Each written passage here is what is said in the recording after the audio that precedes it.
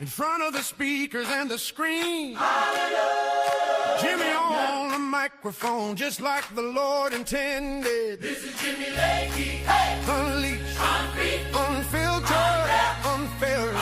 There's the things you're afraid to say.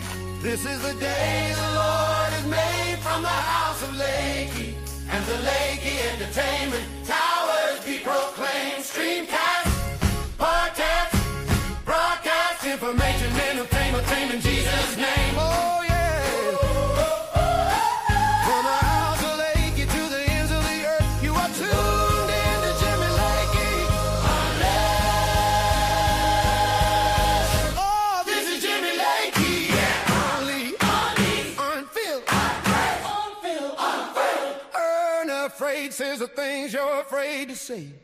This is the day the Lord has made from the house of Lakey. And the Lakey Entertainment Towers be proclaimed. Streamcast, podcast, broadcast, information and infotainment in Jesus' name. Amen.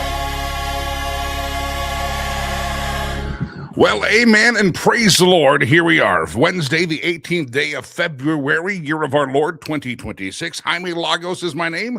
Jimmy Lakey behind the microphone. It is Ash Wednesday today. So if you were like me, I was not raised Catholic. And the first time I didn't really know a lot of Catholic friends growing up. I didn't know the ash on the forehead thing that they had been to church that morning. And I was in a programming meeting with a new programming boss when I first got into talk radio in Colorado. And I kept staring at the boss going, just on your head. And he explained to me his cat. I didn't know. But anyway, happy Ash Wednesday. Yesterday was Fat Tuesday. If you did debauchery last night, God is always willing to forgive it. And, but anyway, Fat Tuesday yesterday, and today is Ash Wednesday, the beginning of Lent. I've got some of my Protestant friends that say, well, Catholics make up this Lent thing. It's not in the Bible. Sacrifice and fasting is.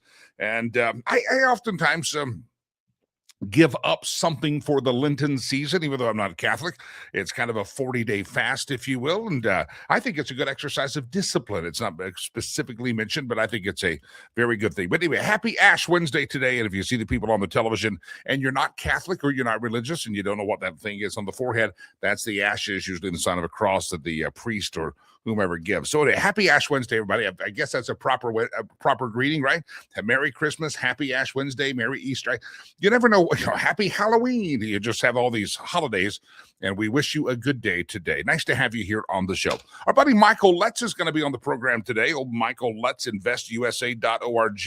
We seem to have a crisis in America, and the crisis seems to be that the last many shootings that we have, when the Columbine era started, even before that, I think Columbine was one of the big major school shootings. It was always these white young men that people speculated they played too many video games, or maybe they were on some kind of a pharmaceutical for moderation of their personality. And nobody ever really did the research about what really tied the school shooters together.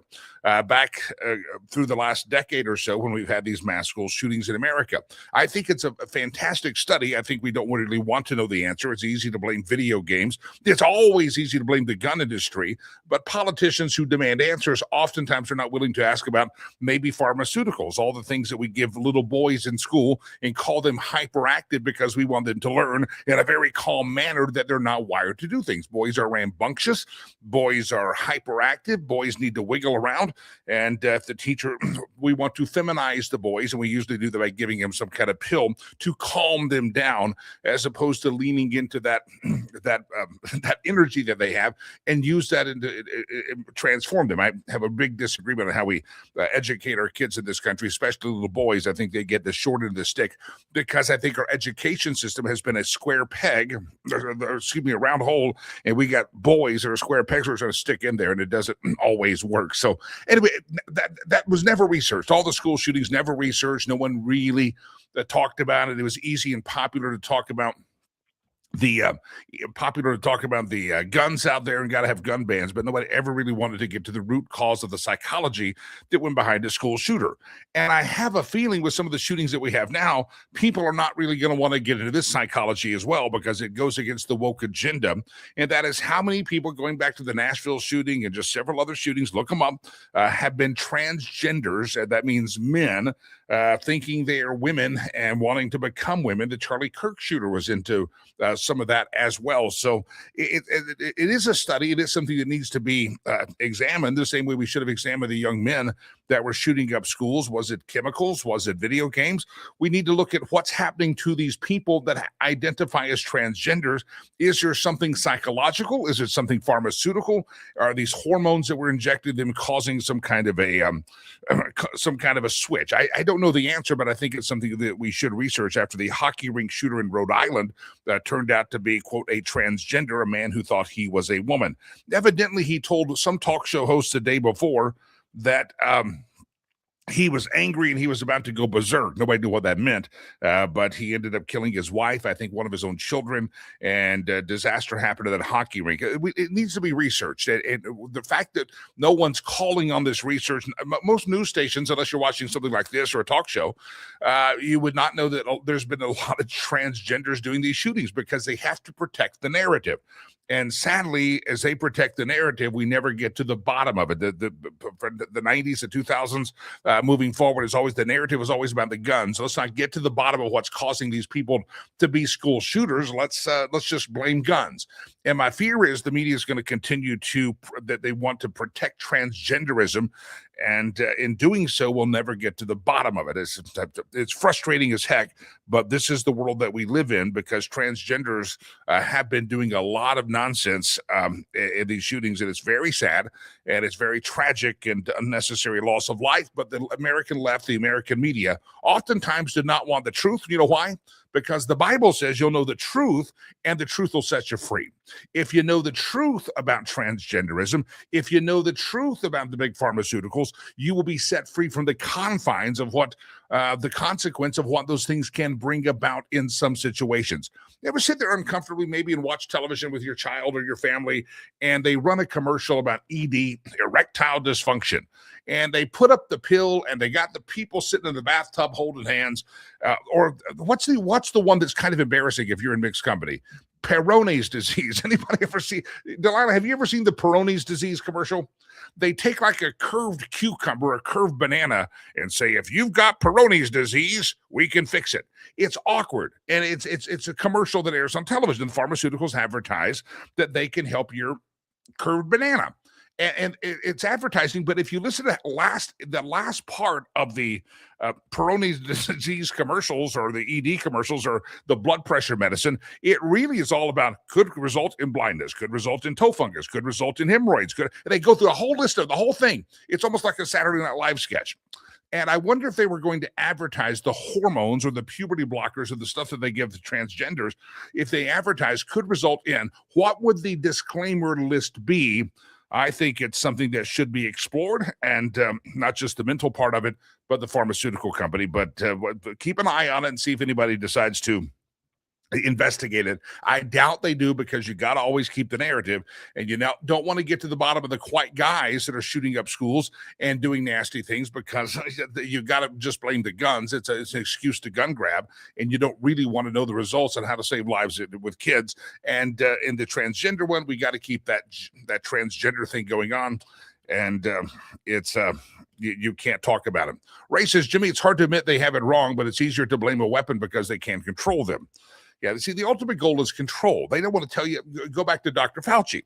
A lot of us knew we were called conspiracy theorists, and a lot of the stuff that they were peddling during the time of the COVID booger cootie virus fiasco and international shutdown, we knew that some of it was not making sense. It's 6-foot social distancing, these little flimsy masks that you were hanging from your rearview mirror and dropping on the floor, slapping on your face so you can go to the grocery store. A lot of us knew that made absolutely no sense. And and they knew it made no sense. Dr. Fauci knew he was a lying Sacagawea. Dr. Birx, Dr. Scarf, they knew that they were peddling lies.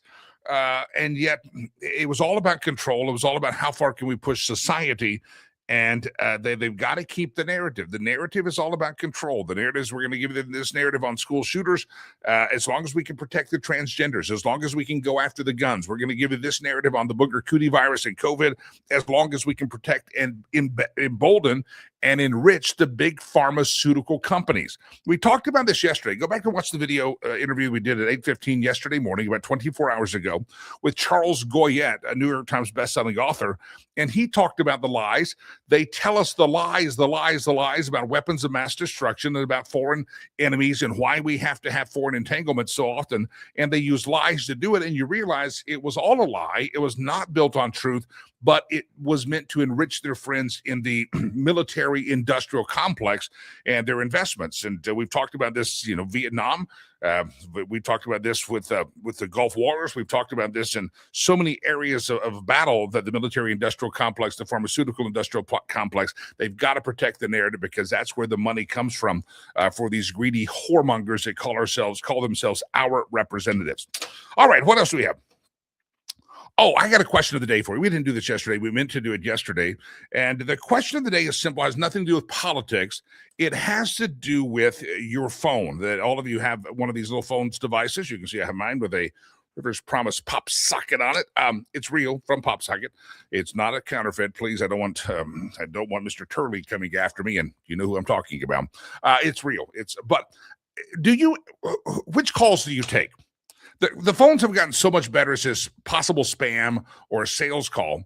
But if you answer your phone, if you've seen your phone and you don't know who it is, and maybe it looks vaguely familiar, it's a familiar area code, the same prefix of a phone number in your area. If you don't know who it is, do you answer the phone?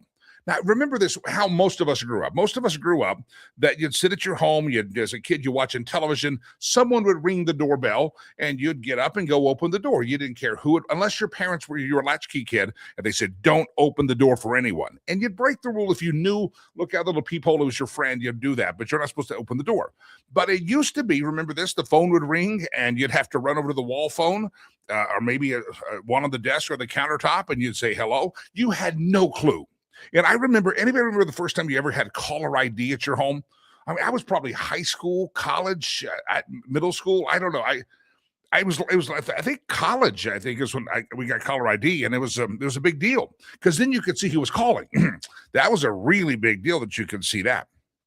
And now it's gotten to where people's faces will pop up on your phones, etc. So let me ask you: do you answer your phone if it's a number you do not recognize? You say, Jimmy, why do you ask this question? Because somebody did a survey, and I hope it wasn't funded by the government because it's a dumb survey, but it was a poll. And they asked, how frequently do you answer phone calls from numbers you don't recognize? 42% of Americans say never. If I don't recognize the number, I am not answering that.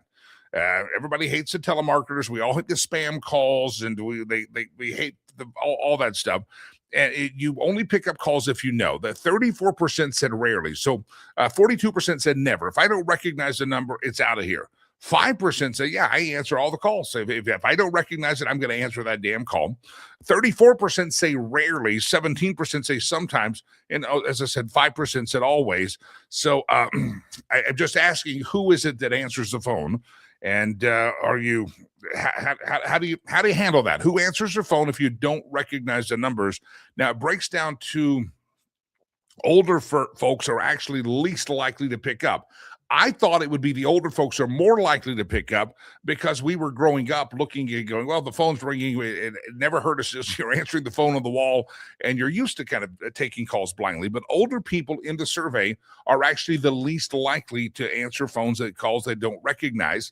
And they're smart like that. Gen Zers are most likely to say they pick up the calls from unknown numbers, followed by millennials. So the younger you are, this surprised me. The younger you are, Gen Zers or millennials, I'm a Gen Xer, you are more likely to pick up calls from numbers you don't recognize. That could be because they expect calls from people outside their close friends and family circles. 43% say they receive calls from unknown callers every day. 25% say they get them a few times a week, and 10% say they get them less than once a month. So there's your question of the day. Do you answer the calls that come to your phone that you do not recognize? Love to get your take on that. That is your QOD. Do you only take the calls that you know? That's a very important question I have for you. Anybody hear this? Hilary Clinton? It made some sense. Let me read some of these. I do not answer unknown numbers anymore. Too many spammers and scammers. If they're legit callers, they should leave a VM. Delilah, that means voicemail. Something you're not real good at. Delilah thinks that I should see her missed call on my phone, and then I should call her back. And you know how many missed calls? I mean, you can scroll through. I got missed calls. I'm not going to call everybody made missed call. For all I know is a butt dial, Delilah. For all I knew, you were butt dialing me. RJ says, normally I do not answer the phone if it's an unknown caller. Rich says, I worked for myself, so I would get calls from people looking for contracting work. So I answered them, but when I realized who or what was calling, I would hang up without even saying anything. You got spammed? Hey, I'd like to talk about your car warranty. Yeah, Scott says, I answer my phone all the time. If it's a trash caller, I keep them busy as long as I can, minimize the number of people that they can bother. Scott's taking one for the team, Delilah. Yeah, Jim says, I answer all calls because I'm self-employed. I do mess with many of the telemarketers. He gets 20 plus a day. Good Lord. Arloa says, no, my phone is set to not even ring if the caller is not in my contacts. They can leave a message and will return their call if I want to. I like it. Arloa's taking care of her space. Do you know there is a setting? I figured out that's on the new iPhone iOS that you can actually have it screen. If you don't know, I haven't set it up yet, but it's a privacy screen that's on there, and it's going to end some of that. Anyway, there's your question of the day, everybody. Do you answer the calls you don't know? And just curious, because a lot of folks say the younger you are, the more likely you are to answer the calls that you do not know, which is a surprising number for me. All right, I made a statement here that might have been shocking to many of you, and I'm sorry if it was shocking, but Hilary Clinton made some sense. I know, pound your chest, get the paddles. A shock has set through the audience that we're going to say something somewhat nice to the fully deranged Hillary Rodham Kankles Clinton as she suffers from Trump derangement syndrome. This is a story that I don't think has made a lot of news, but Hillary has ticked off her own party. You know why? Because Hillary made sense. And if you're going to make sense, you're going to tick off Democrats. And so I'm sure Hillary's found herself in a quandary, but she said something really kind of enlightened in a recent interview. Let me just tell you the deal of it. This is the Fox News report. Democratic strategist Maya Rupert criticized former Secretary of State Hillary Clinton, again, Kinkles Clinton, on MS Now on Monday.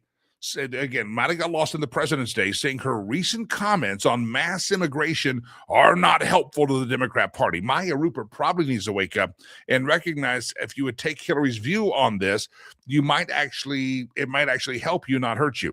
Here's what it says. While in Germany for the Munich Security Conference, that's the one that AOC made an ass of herself, and Marco Rubio knocked it out of the park with a great speech, and Gavin Newsom was trying to find somebody that could grease up his hair for him. I mean, it was the Munich Security Conference, which I'd never heard of until this past weekend. Clinton participated in a panel, and the panel was titled The West Divide, What Remains of Common Values. So during the panel, Clinton surprised many of her Republican critics by admitting, listen to this, Hillary Rodham Kinkles Clinton, full of Trump derangement syndrome, admitted how much of an issue mass illegal immigration had become during President Joe Biden's term in office. One of the most widely quoted estimates, including by border czar Tom Homan, is that 10 million immigrants crossed the border during Biden's term. And so Hillary Rodham Kinkles Clinton is sitting at the Munich Security Conference where AOC is making no sense and doesn't even know that Venezuela is above the equator, not below the equator, doesn't know how horses and cowboys and ever showed up. She was a disaster. I mean, it was kind of like, this is what happened when you take the girl from behind the bar and pretend that she's like some world leader out there. She's a barmaid, and that's all she is, and she's a member of Congress, and just because she represents some jackasses in New York City that are too dumb to vote for somebody with some intelligence, listen, you can take your barmaid up there in her barmaid skirt, and you can let her represent you in Congress, but you put her on the national stage, and the barmaid Alexandria Ocasio-Cortez gets embarrassed, and she did. Well, here's what Hillary Rodham Kinkles Clinton said regarding illegal mass immigration. She says, quote, "It went too far. It's been disruptive. It's been destabilizing, and it needs to be fixed in a humane way with secure borders." She says, don't torture and kill people, and how we're going to have a strong family structure because it's the base of civilization. But the bottom line, she says, it went too far under Biden, and we must have secure borders. The left of her party, the AOC, that sees the communist wing, actually went apoplectic, and they're all criticizing Hillary Rodham Kinkles Clinton. And it made me think, with all the jackassery that was happening with Gavin Newsom and AOC and all the stuff that was happening, I don't know how old Hillary is, but is Hillary Rodham Kinkles Clinton possibly thinking we got a sad, shallow field? Now, one thing that I'm probably going to prohibit Hillary Rodham Kinkles Clinton for giving it another run is that it's going to prevent her from doing so is with this Epstein stuff. And she came over the weekend and said, we've never had any ties with Jeffrey Epstein. Like, well, there's photos and stuff. So but that would stop her. But I'm just telling you, Hillary's making some sense there. And you have to, if you're going to be fair, give credit where credit is due. And I'd like to give credit to Hillary Rodham Kinkles Clinton for making sense, because she's right. It went way too far under Joseph Rubalad Biden, or whatever his middle name is, and he was pooping his pants, letting in the illegals across the border and not doing anything. And Hillary has angered her own base.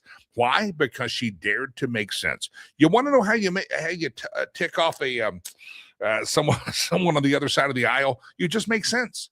You just give common sense solutions and some practicality and some pragmatism, and all of a sudden you're going to piss somebody off, and that's how you know that those people are not real bright. Just make sense, and it will tick off the American left, and Hillary Rodham Kinkles Clinton has done that. There was a death yesterday we did not address because Charles Goyette showed up at 8:15 yesterday morning. He was actually supposed to be on at 8:45. He missed it like a day, like 24 hours and 30 minutes. He showed up early, and so we flexed and got him on the show, and it's a great interview. Go back and watch that on yesterday's Streamcast podcast. It was a really good interview. But Jesse Jackson died yesterday, over the weekend, overnight. And Jesse Jackson, the Rainbow Coalition, remember that? I remember as a young man, before I was of voting age, he was running for president, and supposedly was a protege of, at least he claimed to be, Dr. Martin Luther King Jr., etc.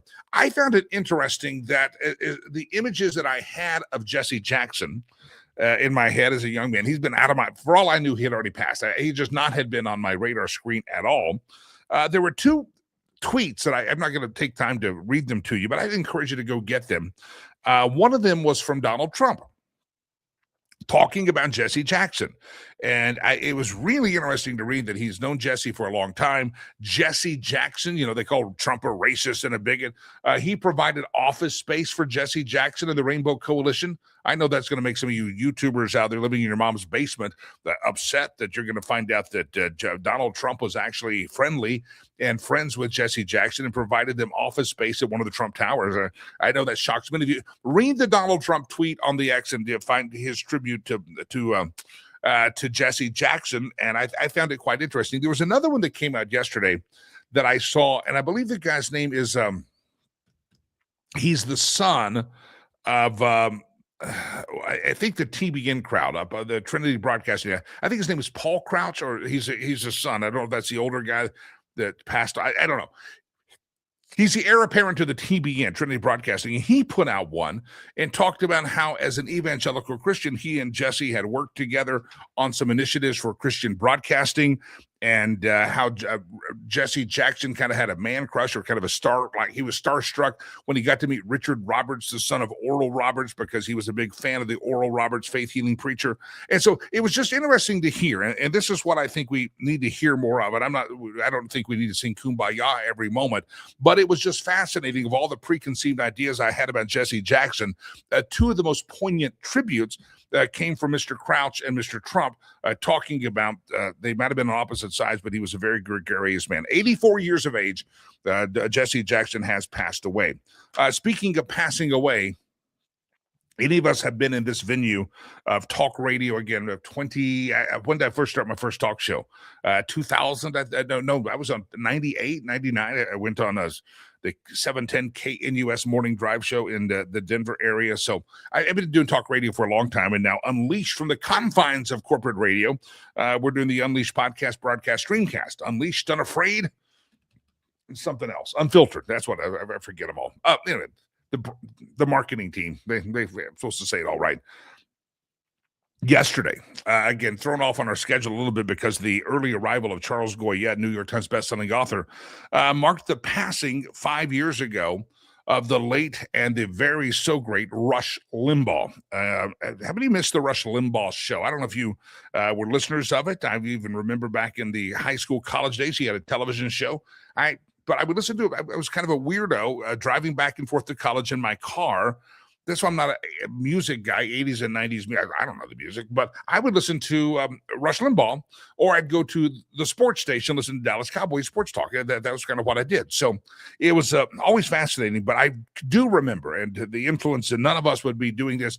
I would not be here, Hannity, none of the big guys. I'm the redheaded stepchild of this industry, but none of us would be here if it weren't for Rush Limbaugh having gone before and really created a genre that all of us benefited from. And so you just can't, 5 years passing, and I still remember where I was at. I remember I was on the 600 KCOL radio station for 10 years. I was there doing the morning drive show, and I had left the studio, and my producer at the time, many of you might remember the name Sweet Petals. He was Sweet Petals. And you heard old Sweet Petals. I was listening to the news as I drove away. Show ended at like 9:58, and I walked by, high-fived my sales team, said, "Good job, good job, good job. We love you." And I got to my car, and I was driving down the 25, or up the 25, down the 25, headed to back to my house or wherever I was going, and I heard the Rush Limbaugh show start, and I normally didn't really listen to the whole thing, but that morning I had it on because I was listening to the morning news. I scanned the dial on the way into the studios, if I was not in my home studio, to hear what was the top of the news. We started at 6, a lot of stations started at 5. I wanted to get the kind of lay of the land of what the big time news was. And I remember the Rush Limbaugh show, the start of the show, I think it was his wife. She came on and she announced that over the weekend he had passed away. And I was like, wow, I'll never forget where I sat on I-25. My mind went, holy crap, he did pass away. And then my phone starts going crazy. It's my producer, Sweet Petals, at the time. And he's like, did you hear? Did you hear? And it went down from there. I remember where I was at when I heard the passing of Rush Limbaugh, but 5 years ago yesterday, and we pay ode and honor to Rush Limbaugh, because none of us would be doing any of this that we do the way we do it if it weren't for him having paved the way. So may his soul rest in peace. And I believe one day those of us in Christ will see him again, because I know that was his faith as well. All right, Wednesday, 18th day of February. Before I go to my guest, Michael Letts, I mentioned this story yesterday. I'll do it again later in the show, that we got word Monday, we were off on the show, that a very dear lady from Rwanda had passed away. Her name is Sarah. And I've introduced you to Sarah before. I'll show you this quick video. Then I go to Michael Letts. Sarah was a widow, very poor and impoverished. It should say she didn't have a pot to piss in. I mean, she broke, but she would open up her home to help out kids. And some of the kids she helped out were this guy here. This is Stephen. We met Stephen. That's what he's wearing. Those little Crocs he has on, they don't have bottoms. There's no bottoms on the Crocs. And we found Stephen, and he was producer Chad was on that trip as well. Stephen, we had a doctor's medical team with us, and they're like, he's very severely yellow jaundice. He's hepatitis, very severe. He ain't gonna live much longer. I mean, he's really, it was pretty bad. Got him in a sponsorship program, and Stephen, we cleaned him up and bought him some clothes, and there's the transformation of Stephen. That's what Rivers Promise does. We got him in our school, and so within 48 hours, the kid went from here to here. And then we were able to get him to doctors and medicines, and got him all cured up. He goes to our school, is one of the happiest kids you ever met. But his parents, Scott and Candace were there as well. That's right, Scott. That's Stephen. But his father had kind of vanished. His mom had passed away, a little brother named Eric. And so this lady named Sarah decides that she would take in Stephen. Once we found out the situation, she took him in. And again, the transformation was miraculous right there. That's how we found him. There's he with the new shoes, and there's the transformation there. There's another one I will show you. Well, so Sarah, this is Sarah, and you'll see Stephen in this photo as well. This is like a National Geographic quality photo. I snapped it myself, my friends. But there's Sarah. There on the left, a little lady kind of squatting down. The far right in the dark blue shirt, that's John Dedu. John Dedu actually witnessed his mother murder his father.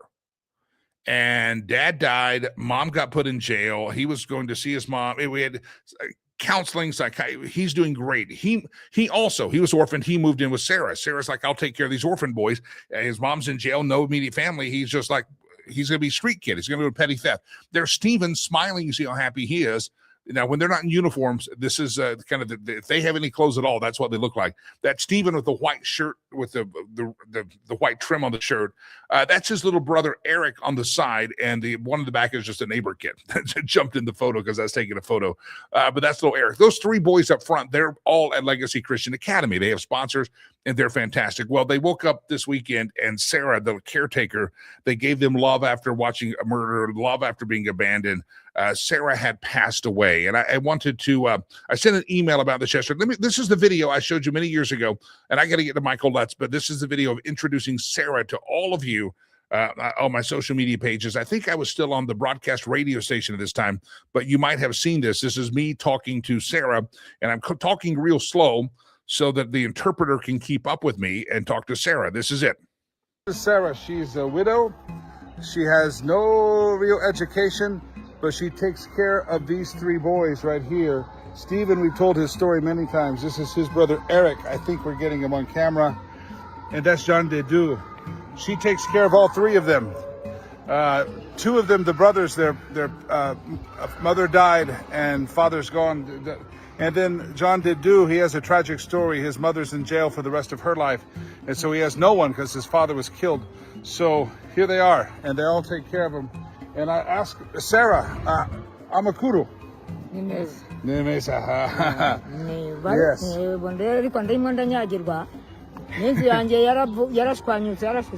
Yes, I talked to Jonas yesterday about trying to find a help for your roof. So we're going to work on that for you. Thank you. Thank you. She thank God. Yezu n'umugabo ukomeye. Yezu n'umugabo w'intwara ahindura amateka ahindura ibyanze guhinduka. Yezu wenyine ni ufite uko bigenza bikemera. She thank Jesus and Jimmy. Well, thank Jesus a lot. Talk about these boys you raised. How did you just take care of them?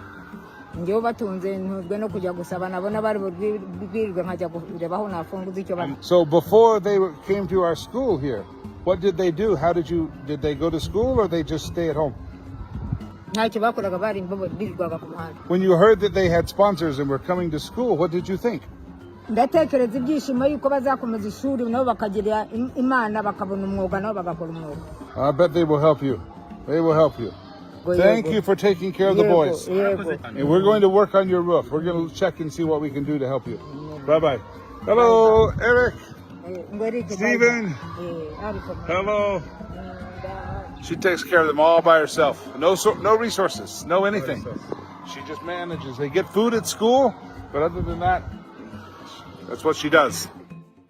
There you have it. Sarah passed away, and we sent an email yesterday, and I said this: if you ever wonder what we do with Rivers Promise, yeah, we provide education and food, but we are actually social services. If we had not been there when she passed away, you heard that they were street boys, they would have gone right back to being street boys. There's no way for them to do anything else. So we're working on a new placement situation. My guys are handling that. So I just show that to you. First of all, pray for those little boys.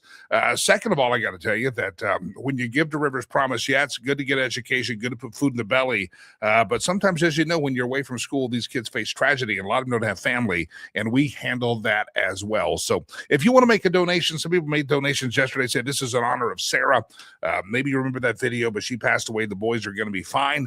We're checking in on them. And if you'd like to make a donation to Rivers Promise, yeah, it's very helpful. We take care of boys like that and get them off the streets and get them in our school. And we'd always appreciate your help. Just throw that out there. We'll talk more about that later. riverspromise.org. All right, he's waiting patiently. His name is Michael Letts, investusa.org. Michael Letts, good morning, sir. How are you? Well, good morning, Jimmy. It's always a privilege to be with you. We thank you for the opportunity. And certainly that was a moving story with Sarah.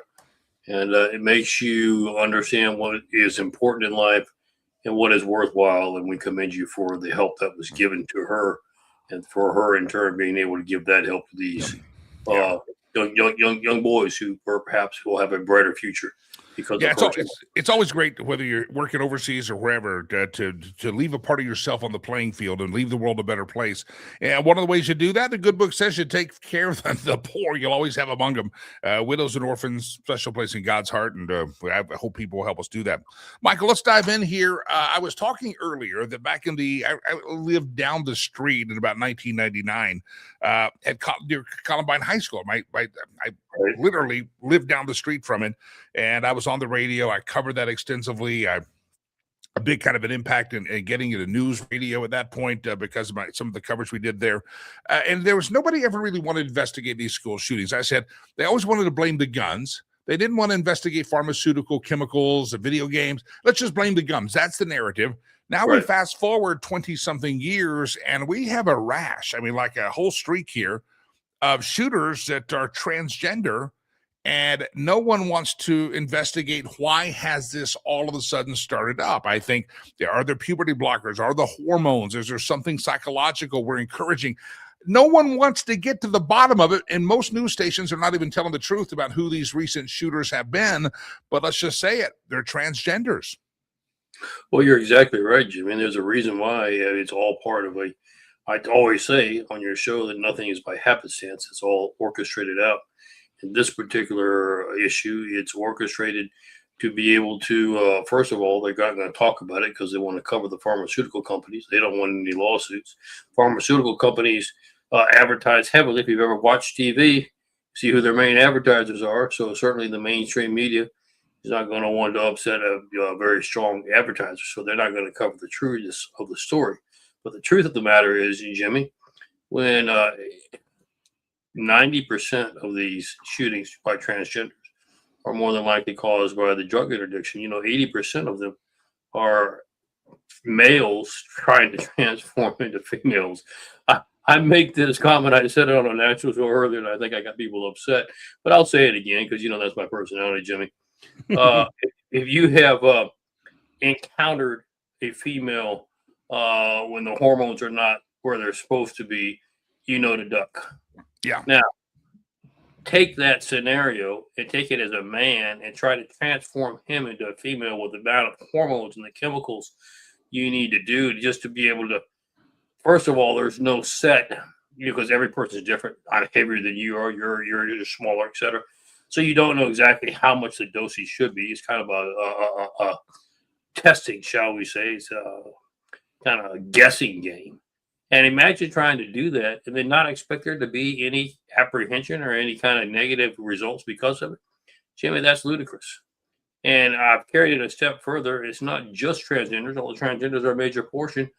There's a lot of the young people that we've seen that are doing these major active shooter things. What happens with them? Well, in our educational system, we don't give them any hope. What I mean by hope, you don't even know if you're a boy or a girl. What kind of hope can you have, Jimmy? You can't even figure that out. So instead of addressing the problems and giving them hope and teaching them values and character and faith, what we do is just say, here's a bottle of pills, pop some of these, and it'll cloud your mind even more. You won't be able to feel anything. You won't worry about anything. And so we're doping, the pharmaceutical companies are doping our society, whether it's transgenders, whether it is young people. And then we have the audacity to sit back and wonder, why did he do that? Why did he shoot his family in a hockey game? How could they conceive of that? Jimmy, we're just now beginning to understand the powerful effects that drugs have on the mind and what they can cause people to do. You've heard the terminology, you're not in your right mind. You're not in your right mind because you're taking it over and changed your mind, your chemistry balance, and your makeup. And the question becomes, why are we not talking about this? Why are we not doing things to rein this in and to cause it so that people are not being killed and murdered by these transgenders, et cetera? Because nobody wants to talk about it. As you said before, Jimmy, nobody wants to offend anybody. Well, you know what? Sometimes you got to offend people, Jimmy, to get the truth out, to be able to correct things for the better good. And that's where we need to be today. I am thinking of, we call it gender affirming care, but I mentioned to the audience earlier, any pharmaceutical ad that you watch on television, a football game, basketball game, Murder, She Wrote, whatever you're watching, half of the commercial, while they're showing people running through the daisy fields or sitting in the bathtub and bubble bath, half of the commercial is this could cause hemorrhoids, toe fungus, hair loss. I mean, it's all of this negative stuff that happens. And yet we're told, hey, we got to give these kids gender affirming care.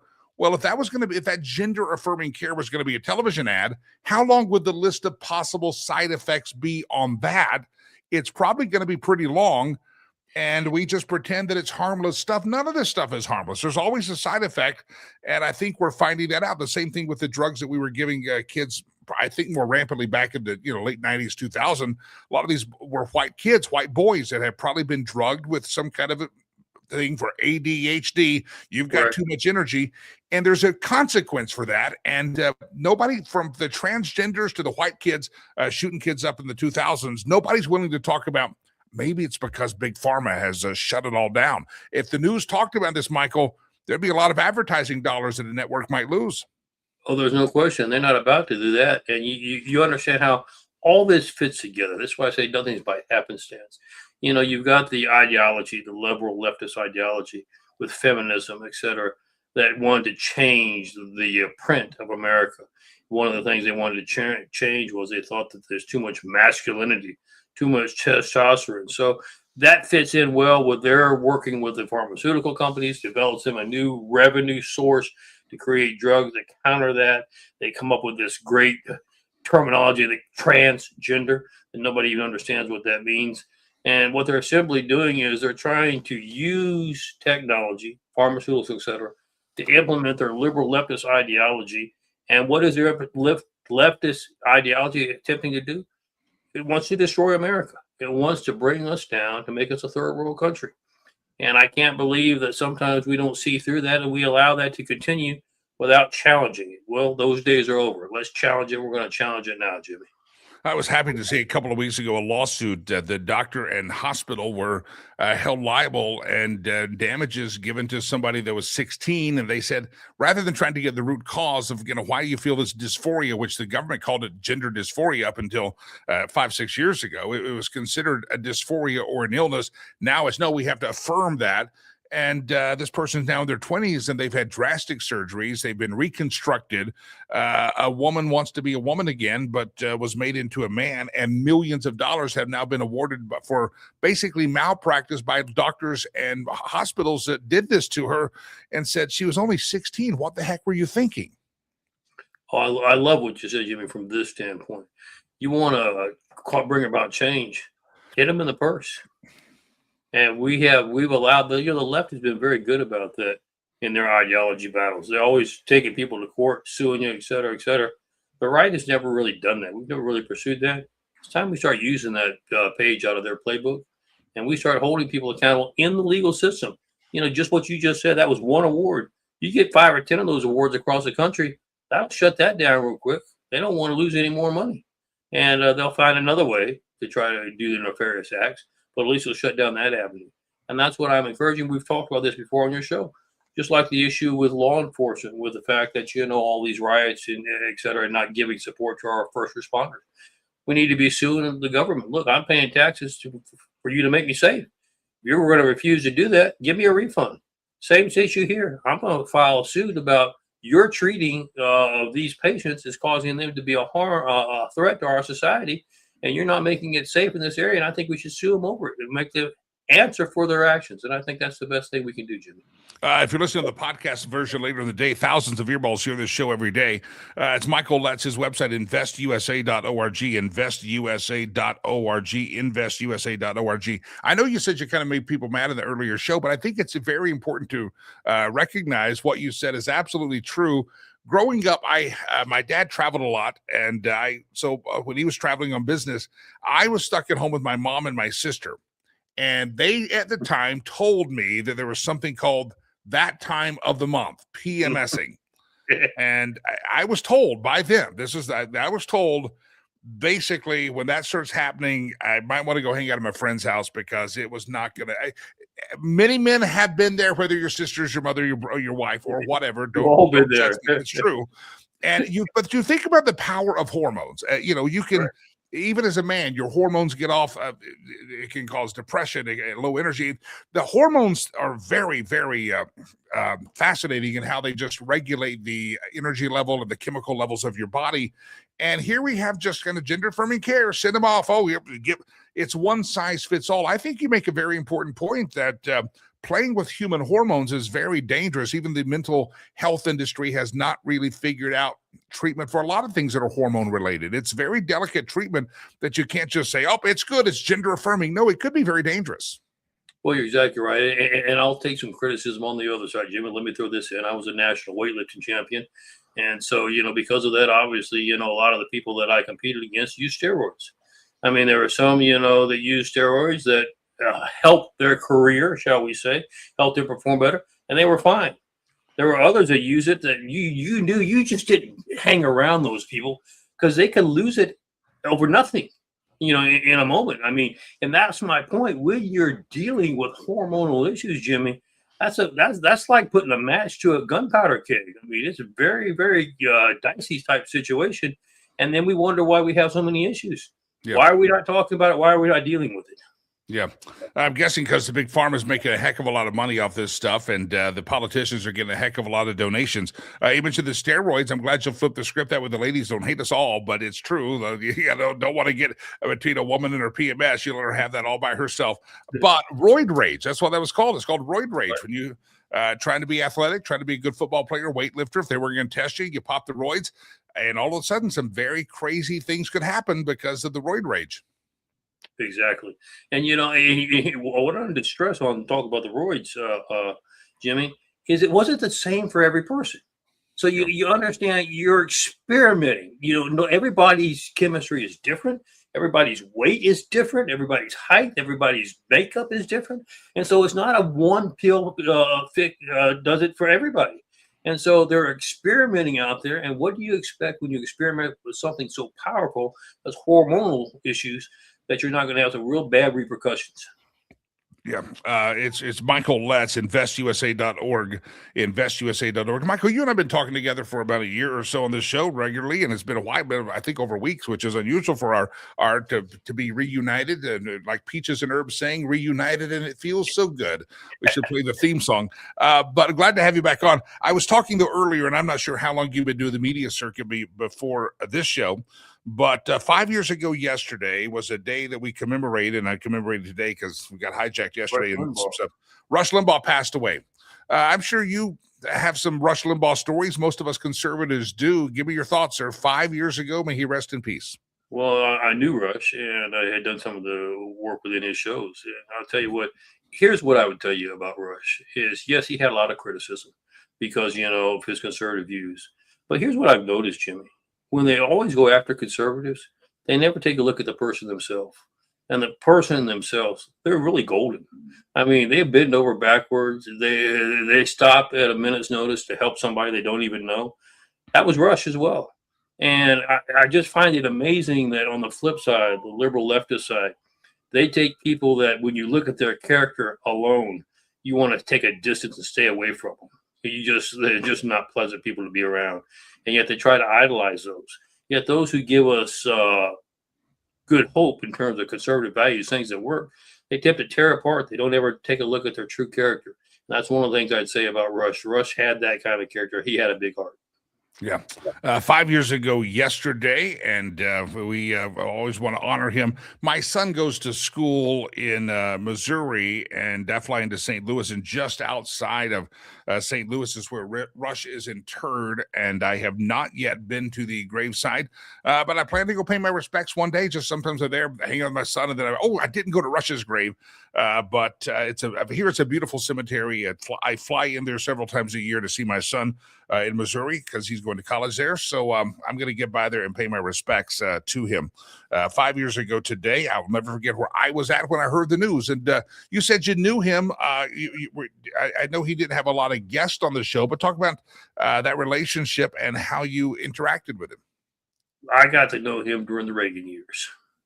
And he was always a guest speaker somewhere. And of course, we followed him.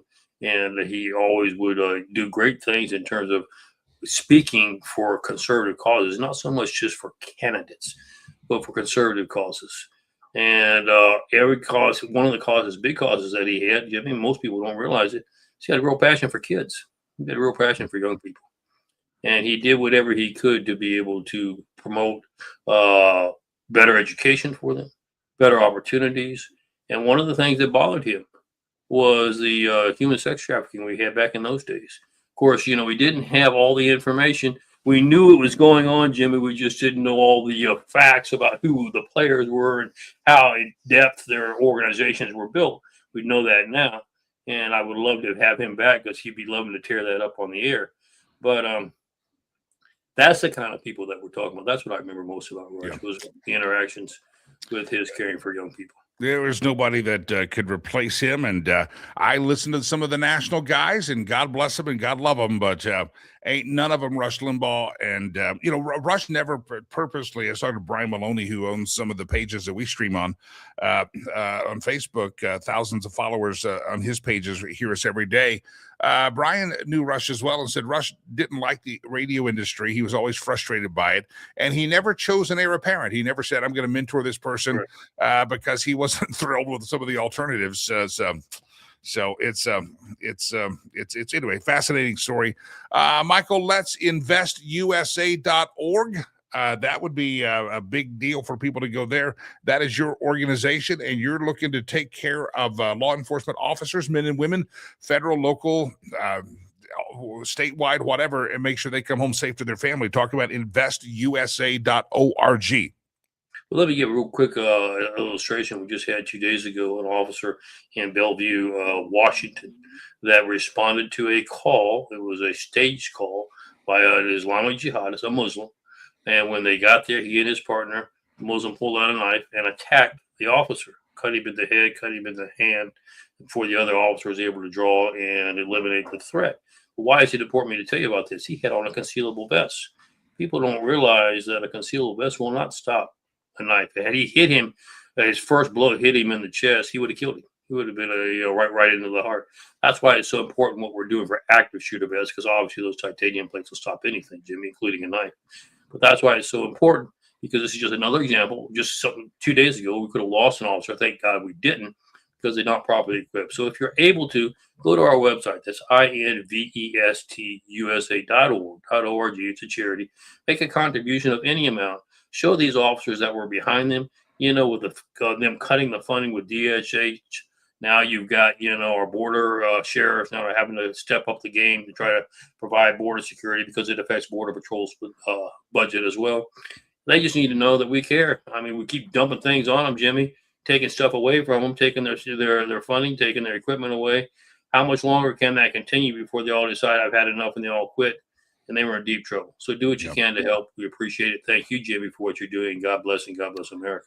God bless you. God bless America. Let's do it again here real soon. Michael, let's investusa.org, investusa.org. Let me pull up the story, Mike, that Brian Maloney, I just mentioned him. He has the Red Wave America and the Media Equalizer pages, thousands and thousands of followers. We stream live on those every day as well. This was a 2021 post I just had here. I want to read it. He said, my first personal encounter with Rush was in 1998 when he visited our Seattle station for a few days while picking up an award at the National Association of Broadcasters convention held nearby. Brian says there are many life lessons to be learned from moments like these. The first was, how famous do you really want to be? The amount of security he needed even then, 1998, was unbelievable. It was comparable to a head of state. Our newsroom fax machine and phone lines were going nonstop with death threats, and I realized that this was his life every single day. Imagine feeling like going for a walk or going to the store, but you can't because you're too famous and it isn't safe. Would you want to live like that? There are trade-offs: gain something, lose something. He had been in the studio just before my show, and when I walked in, part of the cigar was still smoldering in the ashtray right by the microphone. Sounds like my studio. I started joking about it on the air and then came up with the idea of auctioning it off for charity. The winning bid was $2,000 for the stub of Rush Limbaugh's cigar. I'd framed that son of a gun. Even more surprising was finding out from some of the station manager the next day that he'd been listening in the car the whole time and couldn't believe that his own cigar butt was worth $2,000. I'll have some other stories to tell, but this is the first one that comes to mind, at least for me. That was Brian Maloney 5 years ago, commemorating the passing on the day of that. Producer Chad, how much do you think my spent cigar butt would go for in an auction? Delilah just said I'd have to pay them to take it. Yeah, Delilah, and your spent butt's about to get fired from the Lakey Entertainment Towers. Is what's going to happen. You should at least compliment something. I've considered it. Yeah, I don't think. Yeah, $2,000 for charity. Listen, I just gave you a big charity need just a moment ago, and I'll smoke a cigar and sell the rest. I'll smoke half of it. You can smoke half of it. I go first though, for a donation to charity. That's what I'll do. No, I'm not smoking the second half after some of you people. I know some of you people. I've watched your chit chat in the chat room, and I ain't putting my lips where your lips have been. Because I know where your lips have probably been, and it's not good. Stacy gives a great compliment. I've heard this before. It's always a compliment. You sound like Rush. Thank you. This is my real voice. This is my real cadence. I don't know. It's how I come across. So if you think that's a very big compliment. Scott says, Jimmy, do you remember the traffic on I-25 the day of the bake sale in Fort Collins? That was a Rush Limbaugh legendary story, and I think I was in college hearing that, because I would sometimes listen to the early Rush Limbaugh shows, and I was in college, and I remember this Fort Collins thing. Colorado. I'd never even been to Colorado at that point in my life. What's funny is the station that I ended up being the greatest honor of my radio thing. I finally made it. I worked for Cumulus, Salem, all these stations. Is when I got hired by then. It was called Clear Channel, and you had Clear Channel, and then you have I went to that became iHeart, and up until he passed, I did the opening show. That's our Lois said she got to know me because they would tune in early to listen to the Rush Limbaugh show, and I was the morning guy, and I pitched right off to Rush. So anyway, that's a very nice compliment if my voice or something comes across as Rushish. But he's the GOAT. He's the greatest of all time. Jeff says, Brother Leroy is Jimmy's Paul Shanklin. He kind of is, isn't he? Yeah, a lot of good stuff. Anyway, rest in peace, Rush, and it's good, very very good comments. But the bake sale happened in Fort Collins, and I heard the story of that the traffic jam was so bad that he had to like helicopter in and sneak through a store to get to the bake sale in Fort Collins, and that was one of the legendary Rush Limbaugh events that became national. And the station that he was airing on is a station that I ended up being on for 10 years. So that was kind of an honor as well. I also one time was asked to talk to the station in Sacramento and said, come talk to us. And I said, well, I never did. I think I filled in on that station once. So I don't remember who. think I filled in on it, but that's always, that's the Rush station. Anyway, good to have all of you here on the program. Jimmy is my name, and commemorate Rush Limbaugh. Love to hear your memories on that. And we didn't get to do it fully yesterday, but none of us would be here together if it were not for Brother Rush, and may he rest in peace, and his legacy continues. If you don't follow his social media pages, I would encourage you to do so. His wife and people, they do a great job posting Rush Limbaugh clips up, and they're especially recently, they've been putting a lot up, and it's a very, very fun thing. But what a legend he was, the greatest of all time, and may, again, he rest in peace. All right, we're going to run short on time here. The question of the day was, do you answer call from numbers you don't know? And a lot of you, again, the survey says the older you are, the less likely, which surprised me. I thought the older people would say, hello, yeah. Evidently, it's the younger ones that are more likely to answer calls that they don't know. Tomorrow, I do want to get to a couple of things. We're wrapping up the Olympics, and it's interesting. There's been a survey of what people are actually Googling about the Olympics. You might be surprised about that. And also, there's a story I've had on my show sheet for a week. Producer Chad can attest to it. I haven't gotten to it. I got to get to it tomorrow. As a guy who travels a lot internationally, especially, an airline is bringing back the golden age of travel with their menu. Anybody remember? Now you get like a bag of pretzels and peanuts and a slap on the face that says "shut up" and sit next to the fat guy. You're like, I can't breathe. He needs 2 seats. Or you're like, how much are you gonna pay in the front of the plane? You're like, oh, that's not in the budget. And so you're in the back. You know, you've got sewage smell from the. Flying is not as good as it used to be. Let's just say that. It's not as good. People don't dress up. The grown people look like they just got out of bed. You know, there should be some limits. It's kind of like some people, not me, a sexist would say women should not have driver's license. I would never say that, but somebody else might, Aiden. Just Delilah. Only Delilah should not have a driver's license. That's probably true. Some people would say that. A sexist would say that. I would never say that. I think that some people should be banned from planes.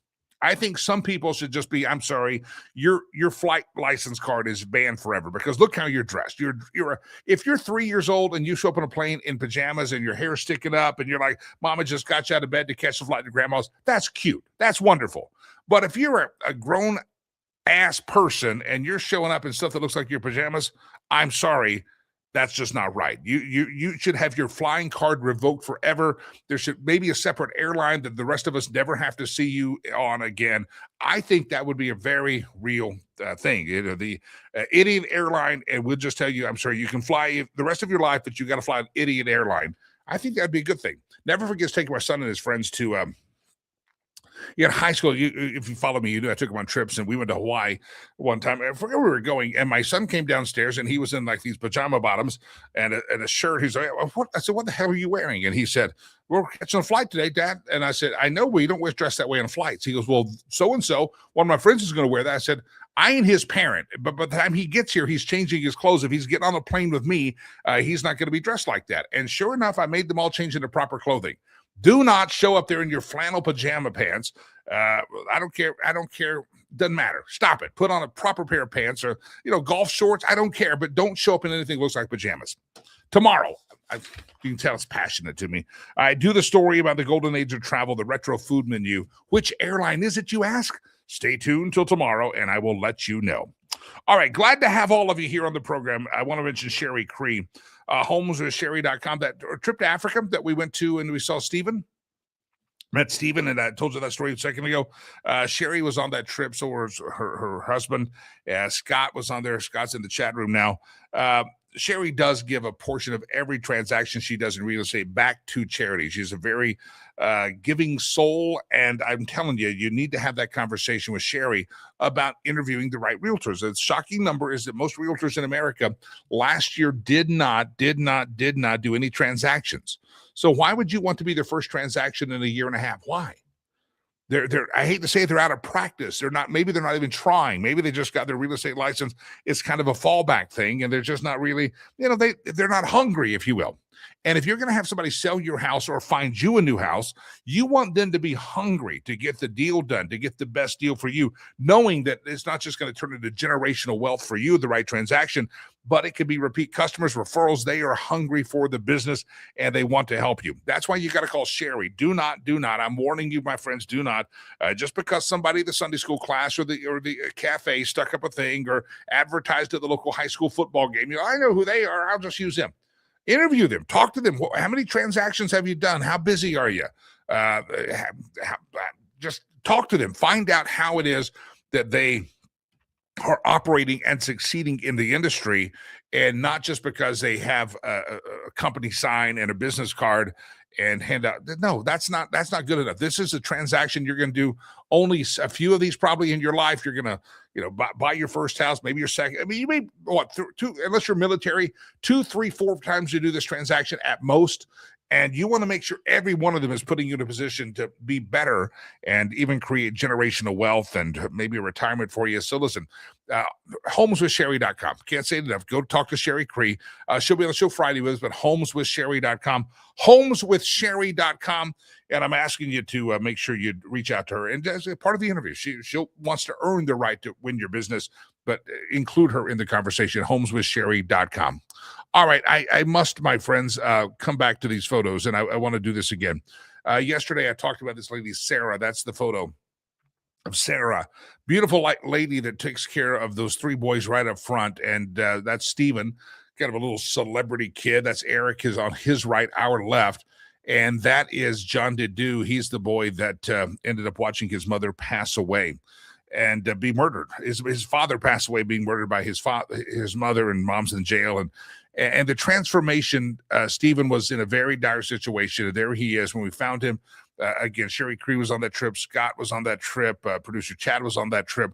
And by the time we got home, we didn't see this. We had to go find him. Stephen, he was just basically a street kid.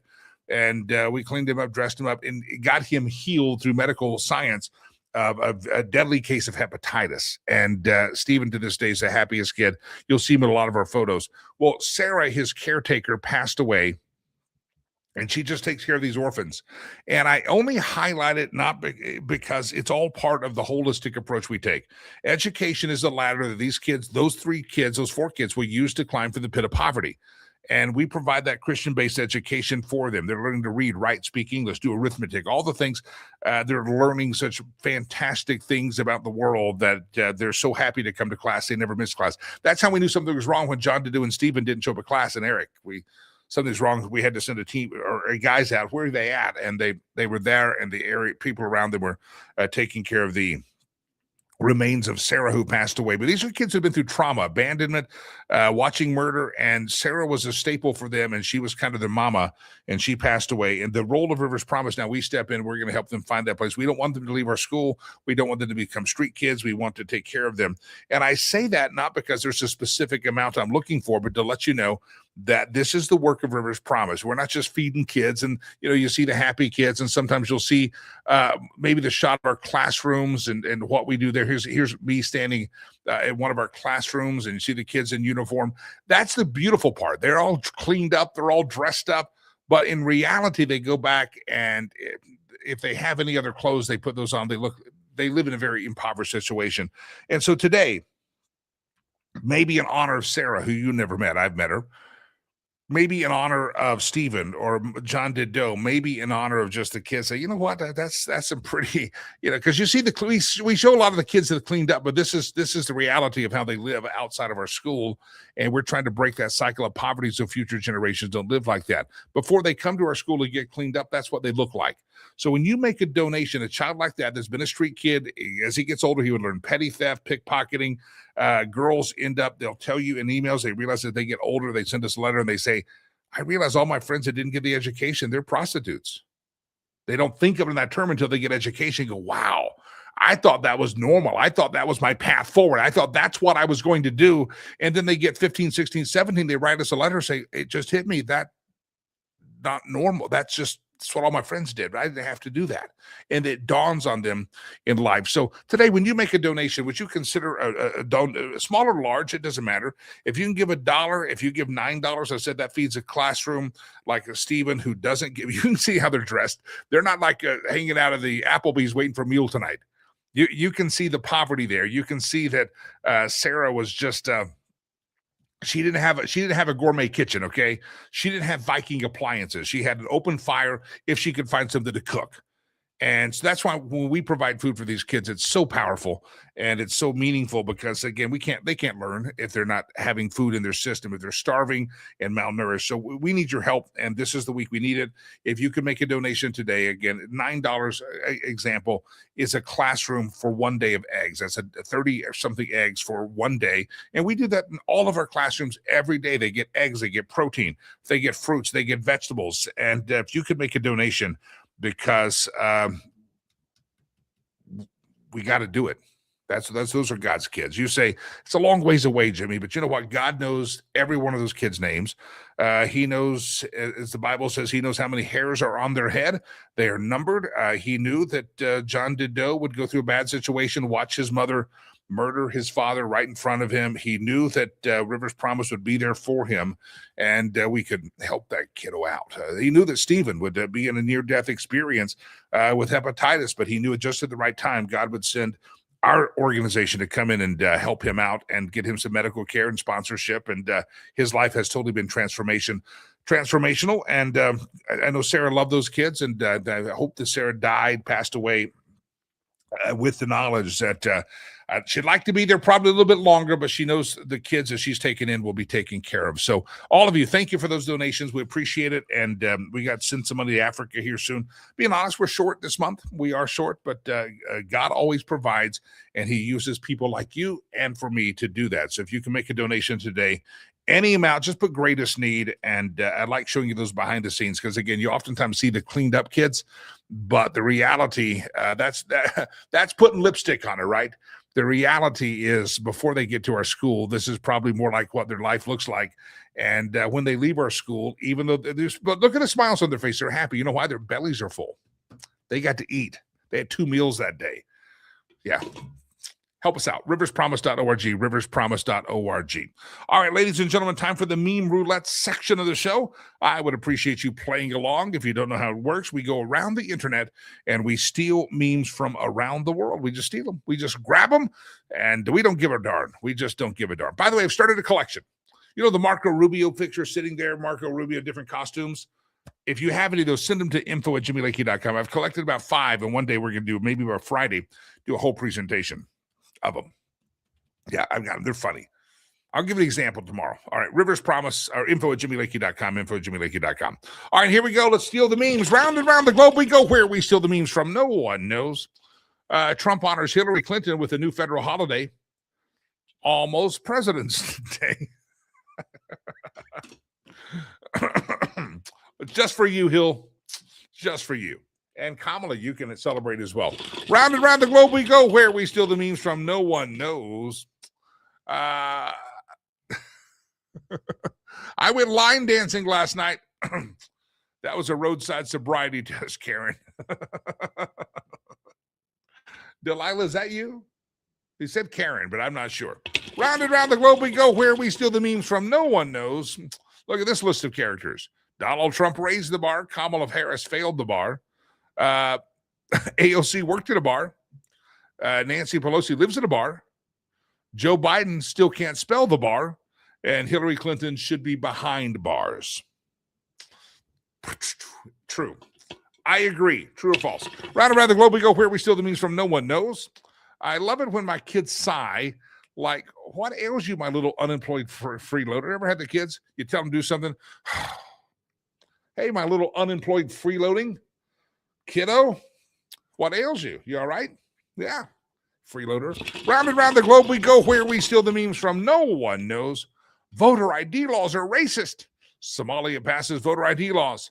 Voter ID laws in America are racist. Ilhan Omar, she's quite a character, isn't she? Is that her brother or her husband? Or are they the same still? I don't know. Round and round the globe we go. Where we steal the memes from, no one knows. There's Gavin Newsom. He's under the rainbow. The rain is coming down. He's enjoying life. There's President Trump over there. You know, you heard when you get older, it's a weaker flow. But evidently, when you're the GOAT, it ain't a weaker flow. A healthy prostate, I guess. Healthy prostate. Round and round, I'll explain later. Round and around the globe we go, where we steal the memes from. No one knows. There it is. China has sounded off of the gong, and that means our intellectual property thievery is over for the day. Tomorrow, I do want to talk more about this airline and the retro food menu. People have been Googling about the Olympics and talk more about the Nancy Guthrie case. Is anybody, I hate to say this, and I hate to sound any kind of negatory, but the coverage on Nancy Guthrie is fascinating, but it's very repetitive. There's really no news. And you say, why are they pushing it so much? I'll tell you why. This is how the news operation works. It's, again, important, but there's people that die, people kidnapped, people harmed, people murdered all the time. You had people had bad things done by illegal aliens and get no news coverage in the mainstream media. The reason they cover it is called ratings. And again, what they're feeding you and propagandizing with and having you watch, and the news stories they tell you are important, are the stories that they think through focus groups and or reality and overnight ratings that it's going to get them higher ratings. I guarantee you, if they did not feel that the Nancy Guthrie coverage was bringing in the ratings, they didn't have proof of that, they would have moved on and had another thing to have you obsessed with. But if you want to break for some of that, it's an important story. I hope she comes home safely, but we'll talk more about how much longer will they continue this nonstop coverage when there is no breaking news, but they pretend there's breaking news. And it's the hype, the manipulation of the mainstream media. And it can be Fox, it can be Newsmax, it can be CNN. They all play the same game. They want you to think about what they want you to think about. And it's not what's important. It's really what gives them ratings and the best buzz, and maybe an agenda as well. All right. Again, I want you to remember, if you have any memes or anyone want to communicate with us, info@jimmylakey.com, info@jimmylakey.com. And our charity work is riverspromise.org.com. And again, if you've given this year, you haven't given this year, any amount would be helpful. Set it up for recurring. Maybe I can give $10, but may I do $10 a month? Good. Just do that. Set it up a monthly gift. If you just do a one-time gift, we appreciate it. I know there's some of you that dollars are stretched right now, but I know some of you out there right now could give $1,000, $2,000, $3,000 and help us get over the hump this month. So riverspromise.org, riverspromise.org, riverspromise.org. We would love to have you be a part of the program. As we go, I'm going to put this photo back up of Sarah here in just a moment, and the kiddos, and that's what you're giving to. But ladies and gentlemen, it's time to wrap up the program for the day. You ready for it? Play the music, Brother Leroy.